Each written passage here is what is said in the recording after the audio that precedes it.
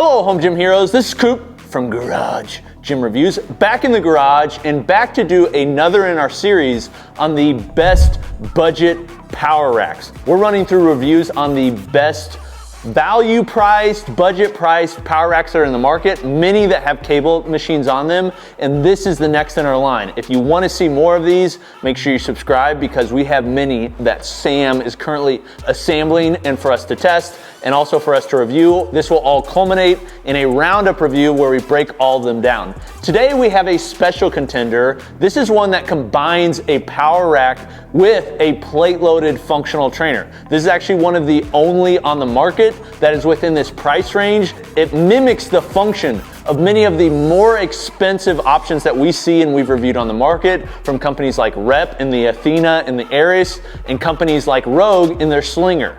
The question is, does the value meet the function? Well, you're gonna have to wait to find out. Let's get into it.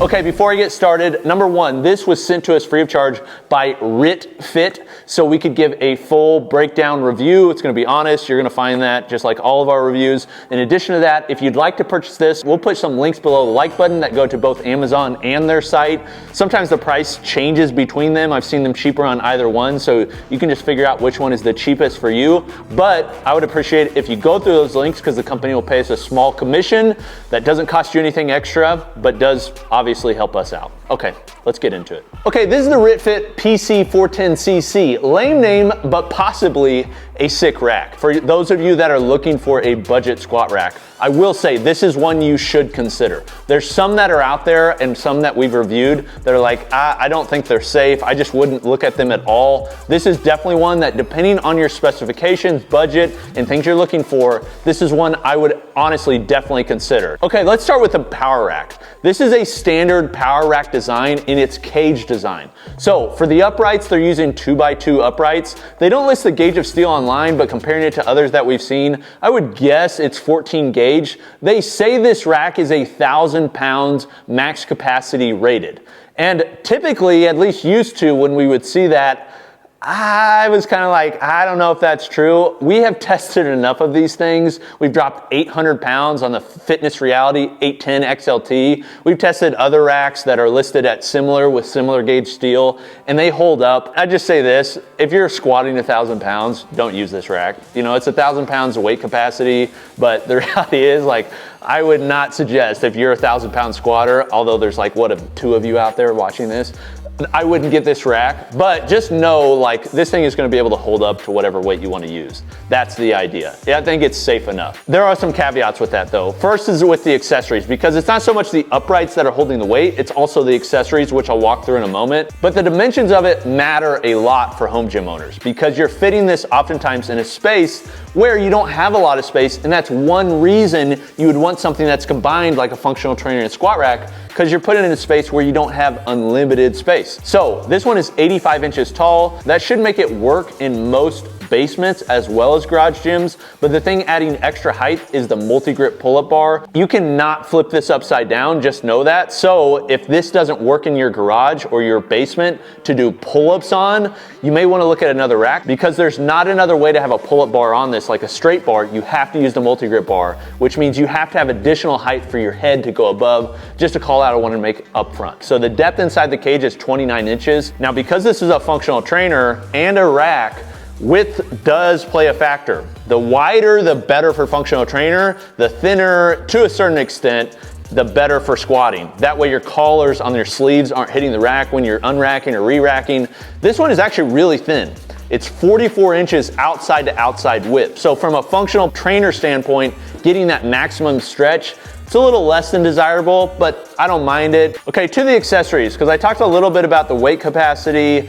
Listen, the weight capacity on the uprights really doesn't matter so long as you have J-cups that can hold that too. If you have like little baby J-cups that can hold 300 pounds. It doesn't matter if your rack can hold 1,000 pounds, because that's where your weight's really gonna be distributed. So these J-cups are actually quite nice. When I look at these compared to many companies within this price range, I actually really like these. They're a hook-style J-cup with UHMW plastic wrapped around them, which means it's gonna protect your barbell. When we've tested other racks that are in this price range, similar style, I'm talking about Fitness Reality A10 XLT, they have the worst, tiniest J-cups. The other part of this that I always consider, I think this is one of the most important parts of the rack, and that is the spotter system. I hate people benching without spotters. I think it's really important. I think I do a disservice to you guys if I don't mention them. The spotters on these are just okay. This is what makes them just okay. They're not very long. A lot of times you will be using this as a half rack. It's even how they market it is, like you lift on the outside of the rack. You can lift on the inside of the rack, but it's a little bit cattywampus because the guide rods are there, so they kind of get in your way, which means you need to have safety spotters. But they don't extend very far, and also,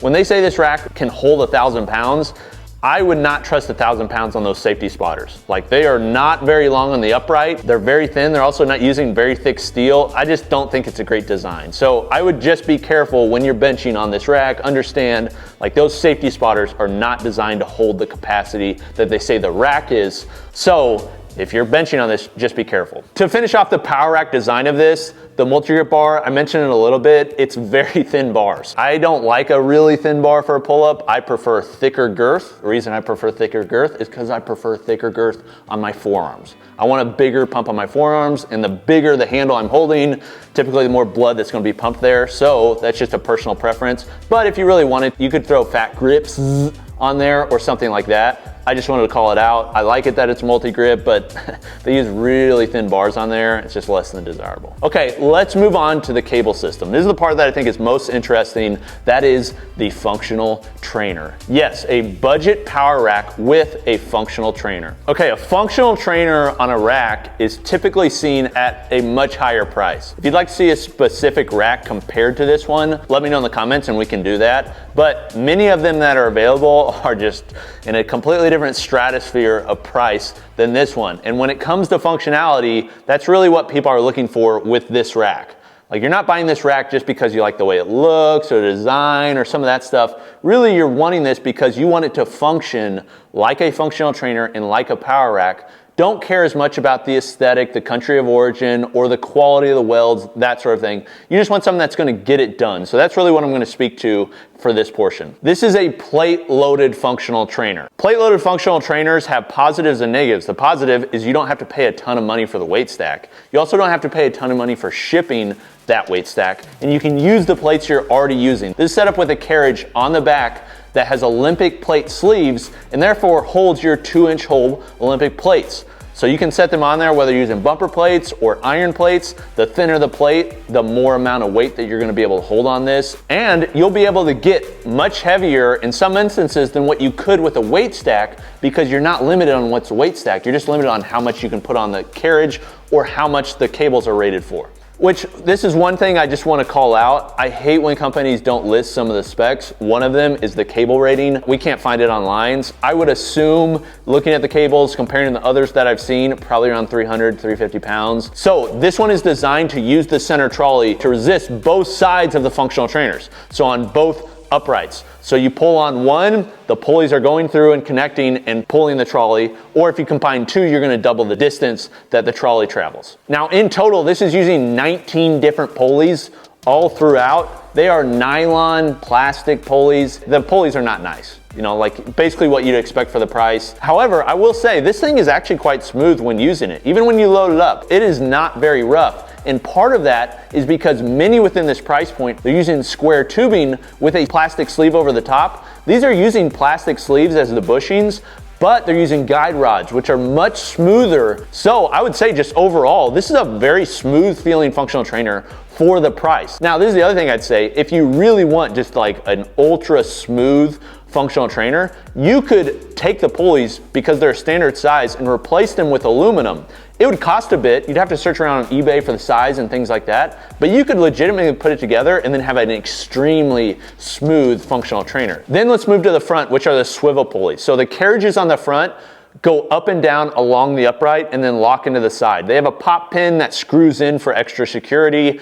pretty quick to remove and a pretty standard off-the-shelf mechanism, but they get the job done and will secure the carriages on the side. They use a front swivel pulley, and the swivel pulley is nice. I like that they swivels over 180 degrees, so if you want to work off of the rack on the side, you can do that no problem on this. Now when I say swivel, this isn't like a really high-end swivel experience. This is just swiveling on a bolt, so it's not like the best experience. It may wear a little bit over time, but for the price, I think it works. The other thing to call out on this, and this is really a downside to the pulleys, is due to the design of the front pulley system, when you put the pulleys at the top and you pull down, the ball that basically locks in the cable to the pulley will grind on the swivel cage every single time you do a pull down from the top. It's a poor design on their part. It's due to the bottom pulley jutting out too far and the cage jutting out too far. Some companies overcome this by having wider pulleys and a wider cage than the ball, but just something to be aware of. Again, not a deal breaker, but I want to call out even some of the nitpicky stuff, and this is one that just when I started using it, I just noticed was kind of annoying. Then to the carriage system. So this has a start weight of 2 pounds per handle. If you combine them, it's 4 pounds. Resists on the way out and the way in equally. I love the low start weight. It's great for rehab, great for prehab. So you have a wide range of weight that you can use for the machine. Now, one other call out specifically on the weight carriage is it does have slanted Olympic size holders. So they're upwards 5 degrees. This allows the plates to sit on there without collars. Oftentimes you have to use collars because they put them straight. I love that they're angled slightly and angled, even when you put the plates on there, the plates don't rub up against the guide rods. This was a smart design. It keeps them on, keeps them from falling off. I love that feature, and it often isn't seen on some of these cheaper budget racks. Now let's get to the value. This is really where the rubber meets the road. This rack has a retail price of $700, including all the accessories you see. They also have discount codes and coupon codes. For instance, as of this video, when I'm recording it, there's a $50 coupon on Amazon. I've also seen discount codes over on their site, so I would just check both places and see which price is the cheapest. But I do think this offers a good value for a functional trainer that doesn't have a lot of competition within the price range. I mean, think about it. You have the Prime Prodigy, just a completely different world of price. Then you have the Rep Athena and Aries, which I think are incredible values, and they're designed really well. If you're looking at that and can afford that, this isn't gonna interest you. You have the Rogue Slinger, which you could use, but I think the Rogue Slinger is half-baked. Then you have like the Inspire FT2s, FT1s of the world, which we reviewed. Again, about $4,500 for the FT2. You're not looking at the same thing. So really within this price range, you have, say, the Fitness Reality 810 XLT, which has a lat pull down, but it's not a functional trainer like this. Then you have the Major Ludi rack, which I'm not even gonna go into because we have a review on that upcoming that you'll wanna check out, so make sure you subscribe. But within this price range, this is it. You know, you either go in with this at around $600 to $700 with a functional trainer, or you're going with a standalone rack and a separate pulley tower. For instance, let's say you went with a Fitness Reality 810 XLT. That's a similar style of rack as this, similar space, but doesn't have a functional trainer. You're gonna be looking at about $300 for that. Then let's say you go with even just a single wall mount pulley from Titan, that's gonna be $280. So that's about 580, let's say about $600. That's a similar price as you get with this. Now, this one does not have a lat pull down, but in use, you can use it kind of like a lat pull down if you sit on the floor or if you combine the handles.